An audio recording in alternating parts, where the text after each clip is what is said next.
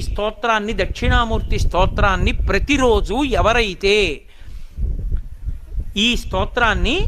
చదువుకుంటున్నారో, చదవడం చేతకాని వాళ్ళు, చదువుకోవడం వచ్చిన వాళ్ళు చదివితే వింటున్నారో, విని ధ్యానం చేయగలుగుతున్నారో, ధ్యానం చెయ్యలేకపోతే కనీసం పఠిస్తున్నారో, వింటున్నారో, ఇలాంటి వాళ్ళందరికీ కూడా సర్వాత్మత్వమితి స్ఫుటీకృతమిదం, ఆత్మ అనుభవంలోకి రావడమే కాదు, దానితో పాటుగా సమస్త సిద్ధులు కూడా కలుగుతాయి. ఈ ఒక్క స్తోత్రమంత శక్తివంతమైనదని